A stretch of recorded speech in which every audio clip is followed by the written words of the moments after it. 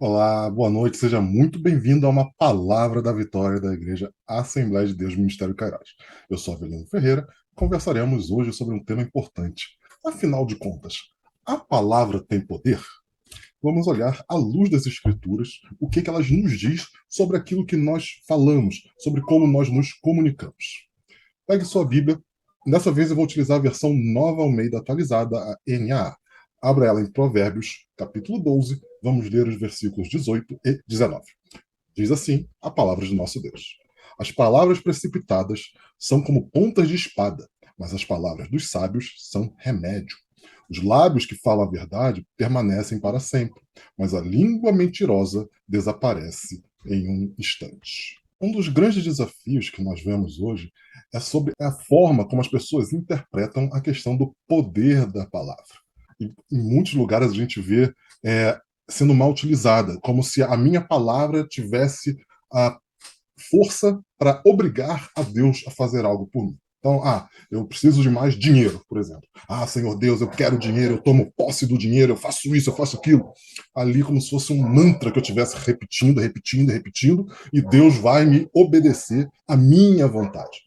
A gente sabe que isso não acontece. Eu lembro sempre de uma piada que teve nos Trapalhões, que era o Didi ficava: eu sou rico, eu tenho muito dinheiro, eu sou rico, eu tenho muito dinheiro. Aí aparecia alguém para assaltar o Didi, porque ele falava como se fosse uma coisa, um mantra ali para receber dinheiro. Então, a nossa palavra, ela não é capaz, né, o que a gente fala, não é capaz de mudar a vontade de Deus. É claro que nós devemos sempre falar para Deus as nossas necessidades, sabendo que Ele dará a melhor solução. O que a gente não pode fazer é a inversão disso. Eu dar a solução que Deus vai ter que dar para mim. Isso não vai acontecer. Mais modernamente, a gente vê muito mais o problema menos relacionado à questão de quero dinheiro, e olhando mais por um lado como a palavra tem um poder num sentido mais é, coaching, mas presta atenção que eu não estou aqui dizendo que os coachings não são importantes, muito pelo contrário. Acho que nós temos muitos bons coaches, mas nós temos um problema hoje que é um evangelho que faz com que a gente se sinta bem sem antes se tornar cristão. O que isso quer dizer?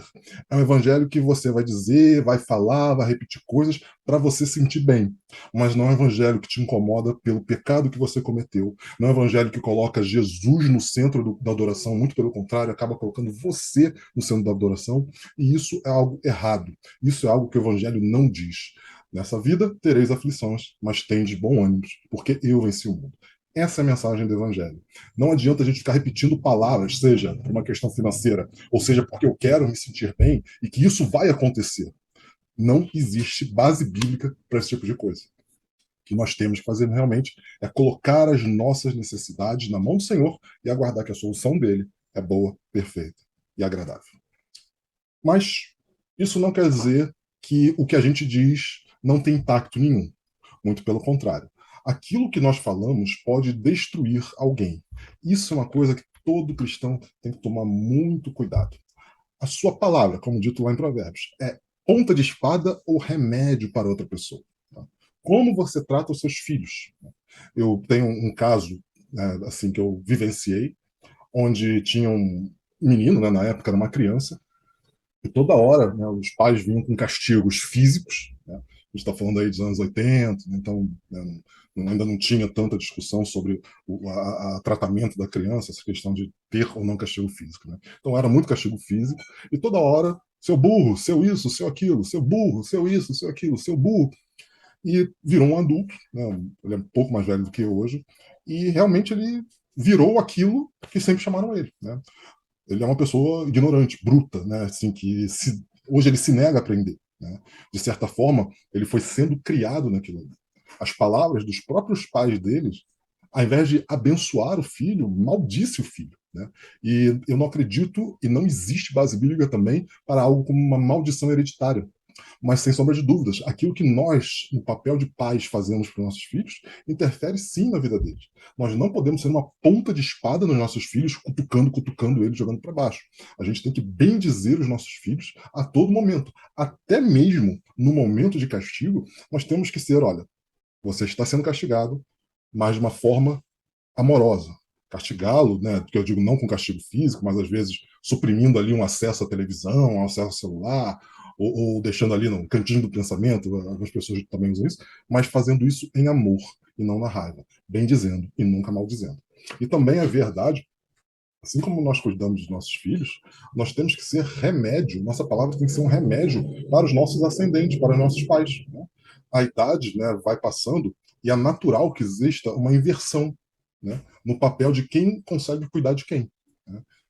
Eu já passei por isso, se você ainda não passou, vai chegar uma hora que você vai ver que você vai ser um pouco mais responsável pelos seus pais do que eles foram com você no passado. Você vai ter que tomar as rédeas de algumas situações, sejam elas as finanças da família, sejam elas questões relacionadas ao aluguel, enfim, plano de saúde e tudo mais. Então, da mesma forma, eles foram as pessoas que cuidaram de você, da melhor forma que eles possuíam. Porque, pelo menos, acredito que boa parte dos pais e mães tem amor pelos seus filhos e tentam fazer o que é de melhor que eles conseguem, dado os recursos, o conhecimento que eles possuem. Então, se eles fizeram isso, tiveram amor por você, está na hora de retribuir. Ah, mas meu pai não foi amoroso, me abandonou e agora ele voltou para casa depois de anos. Cara, a Bíblia nos ensina que a gente deve honrar o nosso pai e nossa mãe. Então, continua sendo o momento de, ao falar com eles, sermos remédios e nunca sendo instrumento da maldição. Ainda no livro de Provérbios, o capítulo 18, 21, vai nos dizer: a morte e a vida estão no poder da língua. Quem bem a utiliza, come do seu fruto.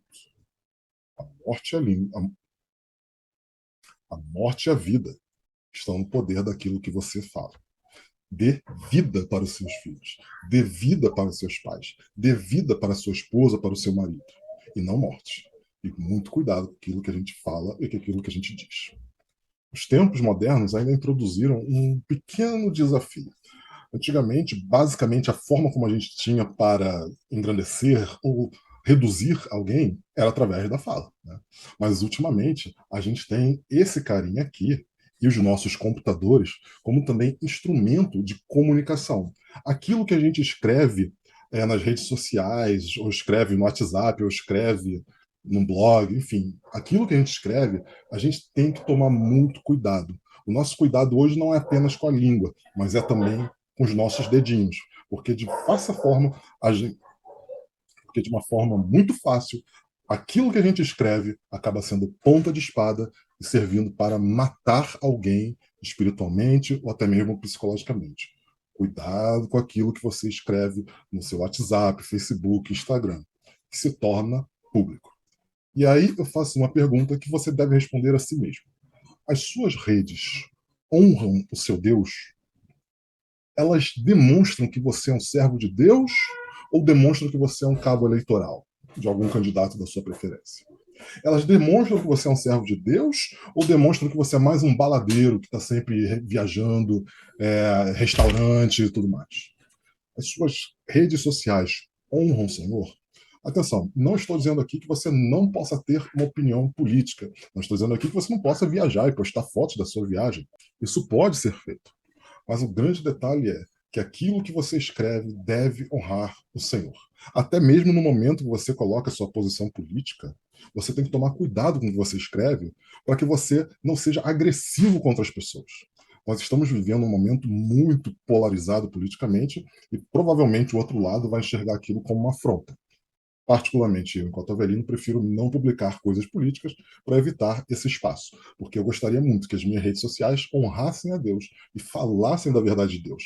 Acima de tudo, antes de eu me identificar com esquerda ou direita ou centro, eu sou acima de tudo um cristão. E é isso que eu devo defender nas minhas redes sociais. Elas devem bem dizer às pessoas que chegam até ela. E muito cuidado, porque uma vez que você publicou algo, aquilo é eterno. Eu lembro de um programa, de um comercial que tinha nos Estados Unidos, onde tinha lá uma menina numa escola, daqueles do estilo americano, né? E aí tinha uma foto dela no armário. Né? Uma foto normal dela lá, mas eles estavam querendo só provar o ponto dessa. Aí ela tirava a foto e já tinha outra por baixo. Eu tirava a foto e tinha outra por baixo. Ficava tirando as fotos e sempre tinha outra por baixo. A internet é assim. Uma vez que você publicou algo, que você foi agressivo, publicou algo xingando alguém, publicou algo que depois você até se arrependeu de você ter escrito aquilo, a pessoa tira o print e tem aquilo pro resto da vida dela. Né?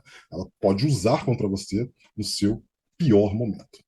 Falando em print, aproveito também para dizer muito cuidado com as conversas que você tira print.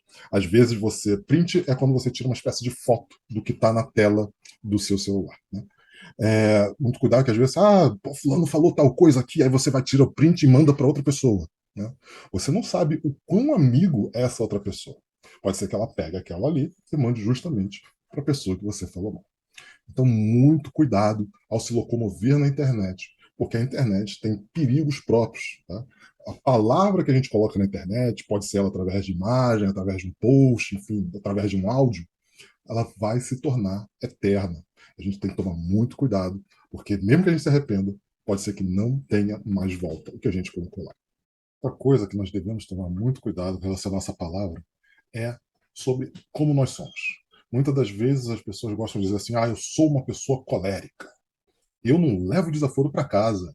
Eu bateu, levou, falou, eu já dei logo uma resposta. Muito cuidado, porque nesse momento é comum que a nossa língua funcione muito mais como se fosse a ponta de uma espada do que um remédio. A própria Bíblia nos dá um alerta. Mas o que sai da boca vem do coração. É isso que contamina a pessoa. Essa é a frase do próprio Senhor Jesus dizendo, quando foi lá questionado que as pessoas, que os discípulos deles não estavam lavando a mão, enfim. Ele falou: olha, o que entra não contamina, mas o que sai diz aquilo que o nosso coração está cheio. Então, se perde a paciência fácil, se explode fácil, existe um sinal, um indício que o seu coração está cheio de cólera, está cheio de raiva.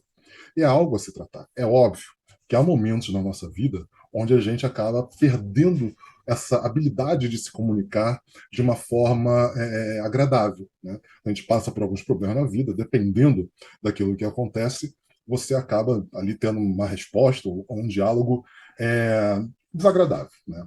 Quando isso acontece, o correto é, primeiro, pedir perdão a Deus, porque você cometeu um pecado contra o próprio Deus.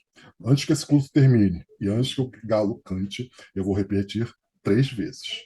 O cristão é espelho de Cristo, embaixador do Rei nesta terra.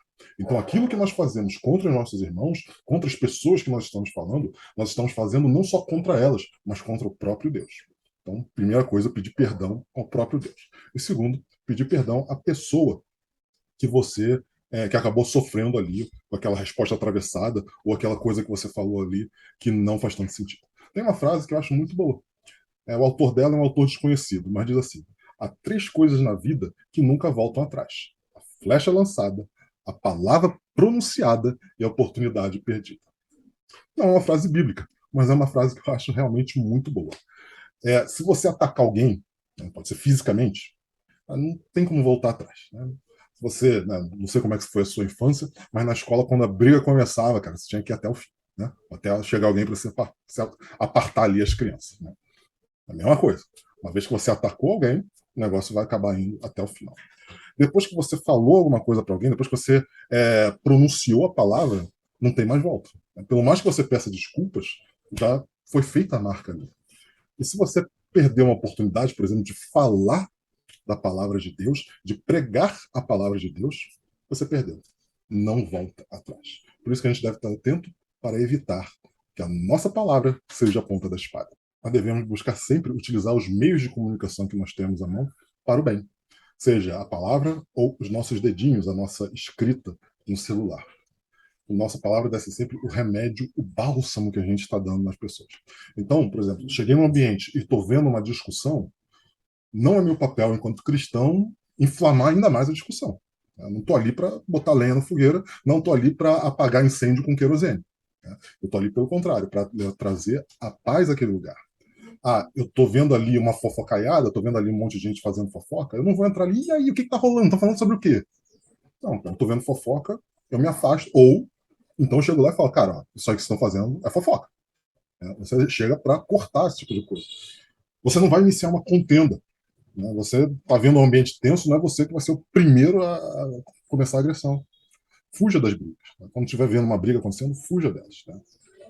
Como eu disse, eu vou falar 3 vezes antes que o galo cante. Você é um espelho de Cristo e um representante de Jesus, e representante do Rei aqui nessa terra. Eu gosto muito dessa frase que é atribuída a São Francisco de Assis, que diz: olha, pregue o evangelho o tempo todo, se possível, com palavras. Prega o evangelho no seu modo de agir, prega o evangelho no seu trabalho, na forma de você trabalhar ali com assiduidade, trabalhar ali resolvendo os problemas e não criando um monte de problema. Que você pregue através das suas ações, mas que você também pregue através da palavra, certo? Você também pregue a palavra de Deus para as pessoas. Né? Eu gosto muito, não vou lembrar, infelizmente, o nome de quem falou essa frase. O que é mais importante? Eu pregar através das minhas ações ou através da palavra? E a pessoa responde assim: olha, no avião, o que é mais importante? A asa direita ou a asa esquerda? Né? Não dá, o avião não sai, não anda sem as duas. Mesma coisa. A gente tem que pregar através das nossas ações e também através da palavra. Também gosto muito dessa frase de São Francisco de Assis, né? E tem a ver um pouco com o estilo de vida que ele tem, né? Tem aquela que é chamada oração de São Francisco, né? Que é bem interessante. Ela falou, mestre, né? Falando de Jesus, fazer com que eu procure mais, consolar do que ser consolado, compreender do que ser compreendido, amar do que ser amado. Eu acho essa uma coisa interessante, né? Embora não seja algo bíblico, algo que você tenha que seguir, mas eu acho que vale como um ponto interessante da gente pensar, que a nossa palavra seja realmente uma palavra de consolo, né? Que a nossa palavra seja realmente uma palavra que busque compreender aquilo que a pessoa está tentando nos trazer. Muito cuidado para não tomar decisões precipitadas, muito cuidado para não tomar decisões ou falar sobre coisa que você ainda não tem um contexto completo. Isso causa muita confusão e acaba ali a gente tentando trazer um remédio, parece que ele endurece e vira a ponta de uma faca ali, de um punhal. Né? Então, são coisas que a gente deve fazer. Né? Realmente procurar atender mais os outros do que atender às nossas próprias necessidades. Mas os versículos que nós lemos diz que a nossa palavra tem o poder realmente de machucar, né, ou trazer a vida às pessoas, mas ela também fala porque nós devemos ter um lábio verdadeiro. Né? O versículo 19 falou: os lábios que falam a verdade permanecem para sempre, mas a língua mentirosa desaparece em um instante. E aqui a gente já pode imaginar a verdade olhando por duas formas diferentes. Primeiro, em todas as ocasiões, sejamos verdadeiros. Falemos a verdade. O problema da mentira, mesmo que seja, vou contar só uma mentirinha, ela pode te levar a maus lençóis. Né? Porque muitas das vezes, para você sustentar aquela mentirinha, você tem que fazer uma outra mentira. Aí, para sustentar essa segunda, você tem que fazer uma terceira mentira, que meio que já vai contra a primeira. Aí você já tenta ajustar com uma quarta, mas bagunça a segunda. Enfim, você vai fazendo ali um castelo cheio de mentiras, que mais cedo ou mais tarde aquele negócio vai desabar e você vai acabar sendo exposto como mentiroso. E uma vez exposto como mentiroso, como diz aqui a palavra de Deus, desaparece. Desaparece principalmente a confiança que as pessoas terão em você. Uma vez pego na mentira, as pessoas passarão a confiar bem menos em você. Afinal de contas, elas têm motivos, você acabou dando motivos para isso. A palavra de Deus já vai nos dizer lá no próprio livro de Mateus 5,37, que a palavra de vocês seja sim, sim, não, não. O que passar disso vem do maligno. Fale a verdade. Pelo mais que seja dolorido, pelo mais que a verdade acabe não sendo tão confortável, mas a verdade é sempre melhor do que a mentira. A verdade não precisa de justificativa. Agora, a mentira sempre vai ter a necessidade de você encastelá-la, né? Você vai ter que fazer vários andares de mentiras para poder sustentar a primeira. Seja o seu sim, sim e o seu não, não. O que passa disso vem de Satanás. Não seja servo de Satanás, seja servo de Cristo. A terceira vez que eu vou falar, nesta terra, você é espelho de Cristo e representante do Rei aqui neste mundo. Outra forma que você tem de entender a verdade é saber que Jesus Cristo é a verdade. Ele é a verdade absoluta. E ele é a verdade que permanece para sempre. É por isso que você deve falar essa verdade também para as pessoas que você conhece. Sempre que possível, fale sobre a verdade que é Jesus Cristo. Sempre que parecer impossível, fale a verdade que é Jesus Cristo. Ele é a verdade que liberta as pessoas da escravidão do pecado. Ele é a verdade que traz a paz. Ele é a única verdade que realmente existe. Fora dele, realmente não é verdade. Recentemente eu li um livro do C.S. Lewis chamado O Grande Divórcio. Tá? Não vou dar spoilers aqui, eu aconselho que você leia. É um livro curto, não é um livro rápido. É um livro rápido que você vai conseguir ler facilmente e é narrado como se fosse um conto, né? Então vale muito a pena. Mas um dos conceitos que está nesse livro eu achei muito interessante. Existe três mundos: né? O inferno, a terra e o céu. Né? Desses três mundos, dois são mentirosos, um é verdadeiro. E aí ele começa. O inferno é mentiroso. Porque quando você pega, por exemplo, a história lá do rico e o Lázaro, quando o rico está no inferno, ele está ali sempre com a expectativa de que do céu vem alguma ajuda para ele. Por isso que ele fala, pô, pai Abraão, peço que o Lázaro molhe as pontas dos dedos. Imagina o sofrimento que a pessoa está sofrendo para que só uma gota d'água seja melhor do que o momento que ele está nisso. Então, um mundo mentiroso, que a pessoa fica ali sempre num sofrimento eterno, na esperança que nunca vai acontecer de sair daquele sofrimento externo. Outro mundo mentiroso é a Terra que nós vivemos. É um mundo que realmente, onde o pecado entra no homem e nós temos uma vida na mentira. Né? Muitas das vezes nos falta o excesso, a informação correta e a gente acaba tomando decisões, falando de coisas, porque a gente está vivendo num mundo onde as pessoas estão mentindo para a gente está recebendo aquela informação mentirosa e está falando, né, sobre coisas que já partem no princípio mentiroso. E finalmente o terceiro mundo, segundo esse conto do C.S. Lewis, é o mundo do céu, que é um mundo onde a verdade impera. Né? E tem ali uns diálogos bem interessantes, onde as pessoas que estariam no céu vão falando com as pessoas que estariam ali chegando. E vale a pena a leitura, né? Não vou dar spoilers aqui, mas ele fala: olha, uma das frases lá que é dita: olha, tudo aquilo que você viu, então, nem tudo estava certo. Mas agora, aqui no céu, você pode conhecer toda a verdade. Você não vai ter mais dúvidas sobre as coisas, porque agora você está na presença de Deus. E sendo assim, aproveito para encerrar aqui esse momento de reflexão e a gente possa utilizar a nossa palavra para o bem. Que a nossa palavra seja sempre um remédio, jamais uma espada. E que a nossa palavra seja também a verdade. Seja o nosso sim, sim e o nosso não, não. Nós ficamos nisso. Vamos orar? Pai querido, Deus amado, graças te damos, Senhor, por mais um dia que tivemos na sua doce presença. Senhor Deus, te agradecemos, Pai, por esse momento de reflexão sobre a tua palavra, pela tua Bíblia, Pai, que o Senhor nos deu, que é bálsamo para a nossa vida, Senhor. Pai, nos ajuda, Senhor. Nos ajuda a ter uma língua controlada, a que os nossos dedos não sejam mais rápidos, Senhor Deus, do que a tua vontade. Pai querido, Deus amado, que nós utilizemos os meios, os recursos sociais, os recursos tecnológicos que temos para o bem, Senhor, para fazer a tua obra, Senhor, não para fazer aquilo que possa vir da vontade do nosso coração. Senhor Deus, nos ajude, porque nós precisamos de ti nestes momentos, Pai. Te agradecemos por tudo, Senhor. É a nossa oração, em nome de Jesus. Amém e amém. É isso. Alguns avisos gerais. Primeiro, né, nós nos vemos 8h30 da manhã, onde nós teremos o momento de oração da Decairos. Na sequência, 9 horas da manhã, nós teremos a Escola Bíblica Dominical. Não perca, tema polêmico. Vamos falar sobre ideologia de gênero e o cristão. Atenção, tema polêmico, você deve ver esta aula. Logo na sequência, nós temos o quê? A Santa Ceia do Senhor. Este é o primeiro domingo do mês de agosto e nós já teremos a Santa Ceia do Senhor. Mas atenção, não pare por aí, porque a partir desse domingo até ad eterno, nós voltamos com culto noturno. Às 17h30 nós nos encontramos para mais um momento de oração e às 18 horas temos o culto da família, a família cultuando o Senhor. Você não pode perder, é uma grande bênção esse culto. E aproveito também para já deixar aqui registrado 2 avisos também importantes que seriam para a próxima semana. Primeiro, no sábado, dia 13 desse mês, nós teremos um piquenique em família. Tá? Ah, só vá se tiver filho. Não, vá mesmo que você não tenha filhos. Porque é a sua família, você, a sua esposa, quem for a sua família, leve, porque vai ser uma bênção, vai ser um momento de palavra, um momento de comunhão entre os irmãos. E também no dia 14 começa a classe de batismo. Então, se você ainda não foi batizado nas águas, está aí a sua oportunidade. Conhece alguém que deseja se batizar? Também está aí a oportunidade. Não perca, são momentos muito importantes e é fundamental que a gente consiga declarar, falar: Senhor, a partir de hoje declaro que sou teu filho e vou obedecer às tuas vontades. Uma declaração pública de fé não é uma coisa muito importante. Então não perca, nos vemos este domingo, 8h30 da manhã, lá na Decaiós. Até!